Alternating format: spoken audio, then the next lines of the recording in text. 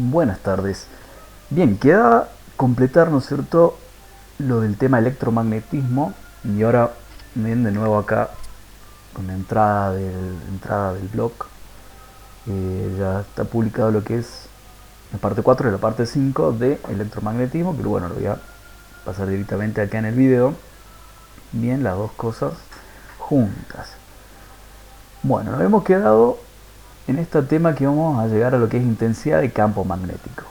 Ya habíamos visto anteriormente lo que era la inducción, llamada B, que era la cantidad de flujo magnético que atraviesa una superficie. Hay otra magnitud que está muy relacionada con lo que es la inducción, que es la intensidad de campo magnético, llamada H, la cual se determina con la siguiente fórmula que vemos acá. H es igual a N por I dividido L. H sería la intensidad del campo, ¿cierto?, medida en amperios vuelta por metro, ¿bien? ABM. Amperio vuelta. Ya saben por qué. Amperio vuelta porque la cantidad de vueltas que tenga la bobina, bien, que es N, es algo adimensional, no tiene una unidad. Son simplemente vueltas, bien. 100 vueltas, 50 vueltas, 1000 vueltas, pero no tiene una unidad determinada.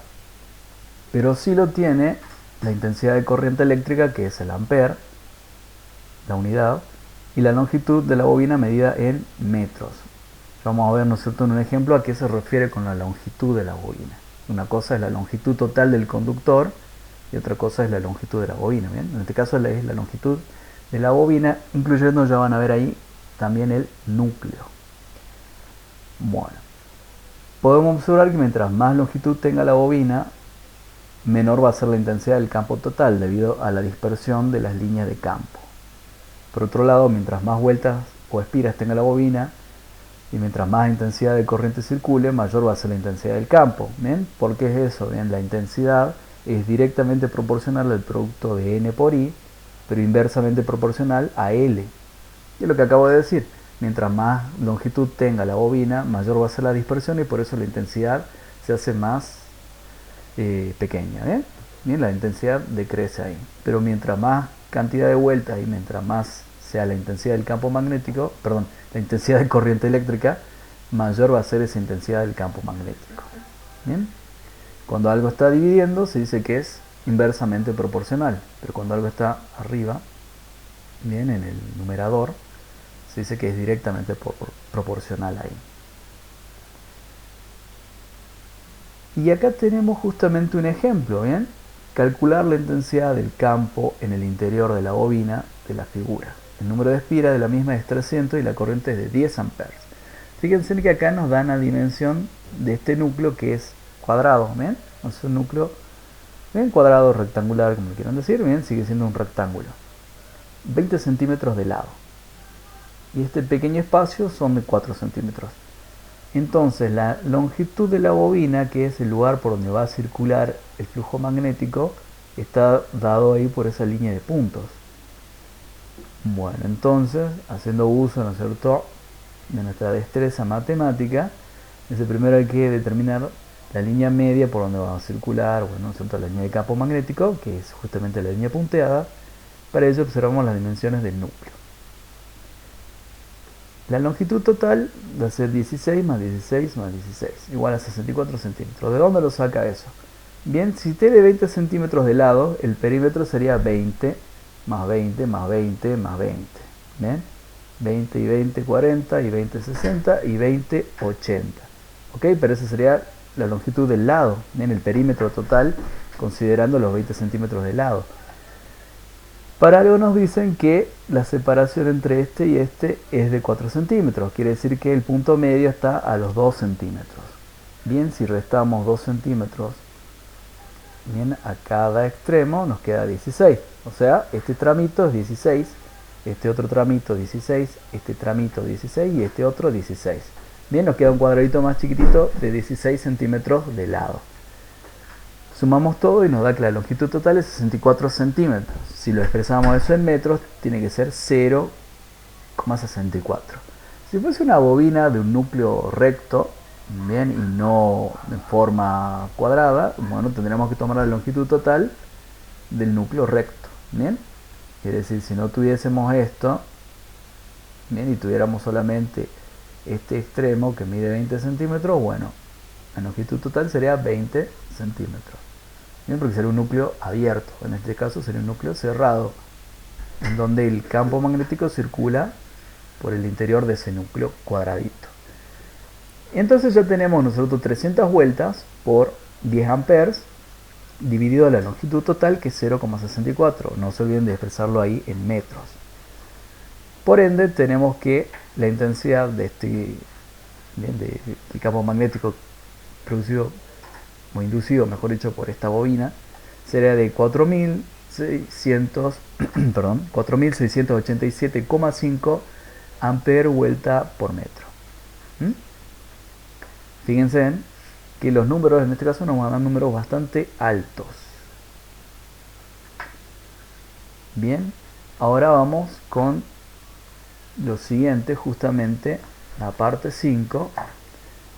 Tenemos justamente lo de permeabilidad magnética y cómo se relaciona la inducción con la intensidad del campo magnético. Aquí hay mucho texto, pero bueno. Experimentalmente podemos ver cómo mejoran las propiedades magnéticas de una bobina solenoide cuando le agregamos un núcleo de material ferromagnético. Bien, en la guía anterior, bueno, vimos que los materiales que mejores propiedades magnéticas tienen son justamente los ferros magnéticos, como el hierro. La razón por la cual sucede eso se debe a la permeabilidad magnética relativa de los materiales. O sea, la permeabilidad del hierro es mucho mayor que la permeabilidad del aire en síntesis, la permeabilidad del aire. Y la permeabilidad magnética se escribe con la letra griega mu. Bien, también se la llama a veces micro, bien, pero en realidad se llama mu. Y es una propiedad que tienen los materiales de concentrar las líneas de fuerza de un campo magnético. Bien, por eso una bobina con el núcleo de hierro tiene un campo más intenso que una bobina sin núcleo, o mejor dicho, ¿no es cierto?, con núcleo de aire. Como vimos en la teoría de la guía anterior, los materiales ferromagnéticos tienen mejores propiedades magnéticas debido a que sus dominios magnéticos se pueden ordenar, con lo cual tendremos muchos pequeños imanes que ayudan al campo magnético de la bobina. ¿Bien? Al dice ahí, bueno. Eso quiere decir que justamente por eso los materiales ferromagnéticos mejoran las propiedades magnéticas, porque sus dominios se ordenan, bien, esos pequeños imanes se ordenan, y por ende es como si tuviésemos una mayor cantidad de imanes que ayudan al campo magnético producido por nuestra bobina. Por ende, es decir, que potencian justamente el campo magnético que puede llegar a producir nuestra bobina con núcleo de aire.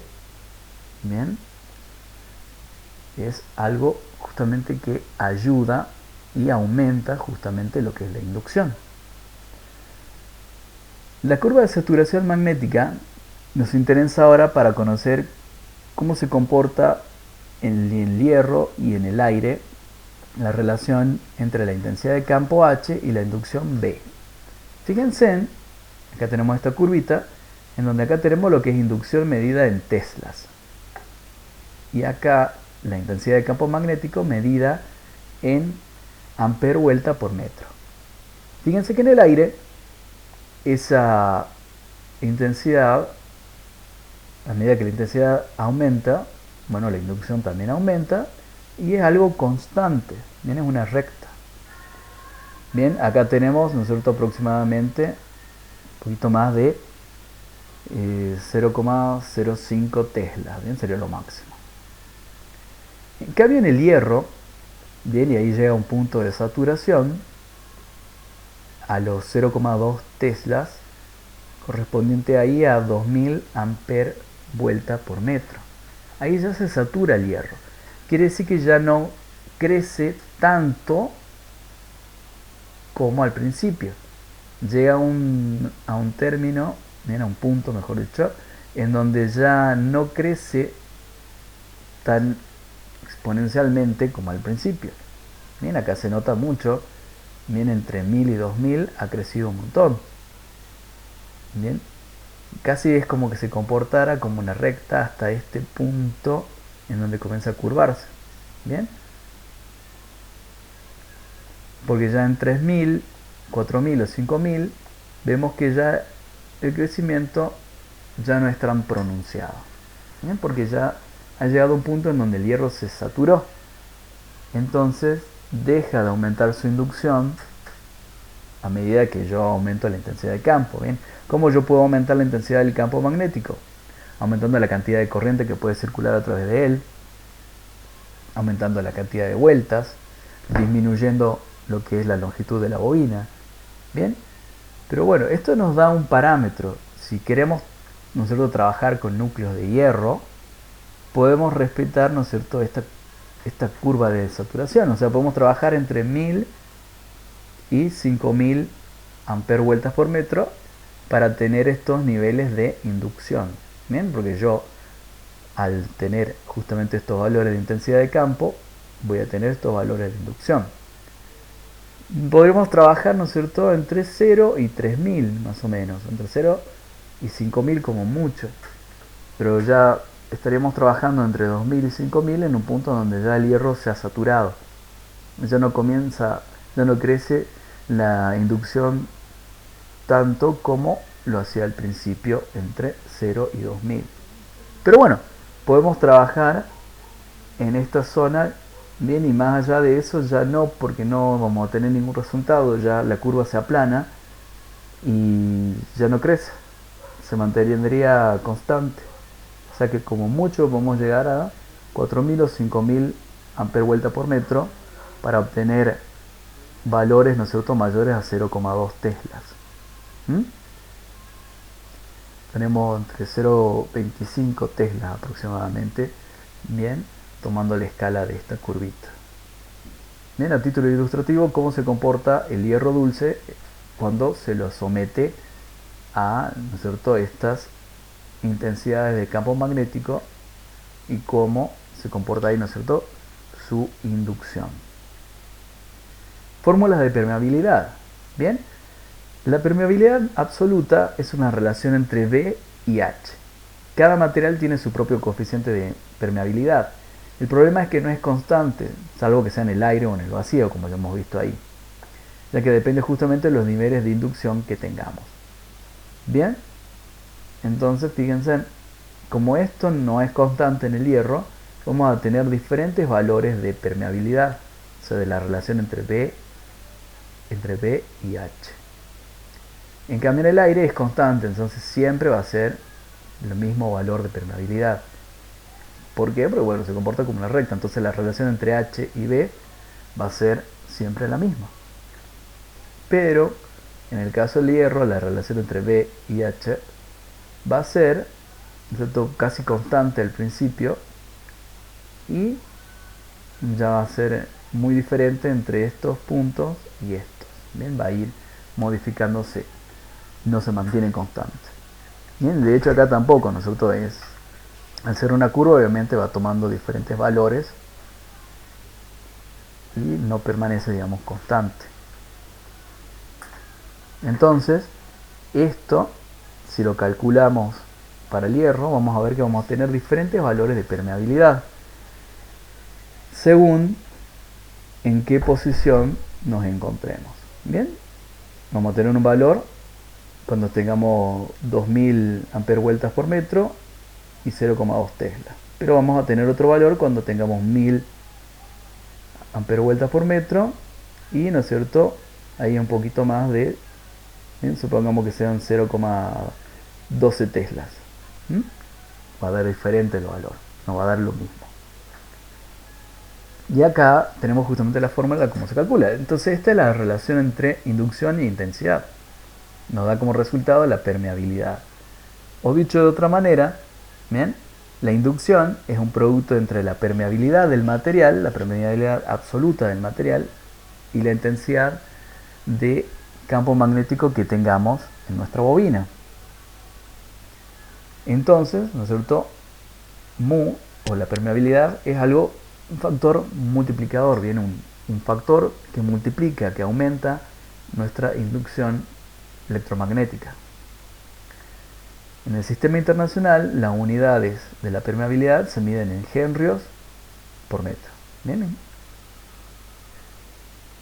En la fórmula siguiente se hace una relación entre permeabilidad absoluta y la permeabilidad del aire. Bien, es una permeabilidad relativa. Y entonces podemos calcular la permeabilidad relativa, por ejemplo, del hierro con respecto a lo que es el aire. Bien, supongamos que agarramos los valores de 2000 y 0,2 teslas. Bueno, calculamos en 0,2 teslas dividido 2000 amperes vuelta por metro, nos va a dar, bien, un valor ahí. Y lo dividimos sobre el valor de la permeabilidad del aire o del vacío, que es la misma, que es 4pi por 10 a la 7 henrios por metro. Bien, esto ya es pura matemática, pero lo más importante que tenemos que recordar acá es que la permeabilidad absoluta, ¿no es cierto?, mu, es un factor multiplicador y que depende justamente del material que estemos utilizando. Utilizamos materiales ferromagnéticos, por ejemplo, el hierro dulce, puede ser hierro del silicio, puede ser ferrita. Bien, entonces ese mu va a variar de acuerdo al material que utilicemos y es justamente un factor multiplicador. Bien, mejora las propiedades magnéticas. Al utilizar un núcleo ferromagnético mejoramos las propiedades electromagnéticas, ¿no es cierto?, de nuestra bobina. Aumentamos su inducción. Ese es el resultado que tenemos al utilizar un núcleo ferromagnético. ¿A qué se debe? Bueno, justamente por la mejor permeabilidad magnética que tiene el hierro con respecto a lo que es el aire.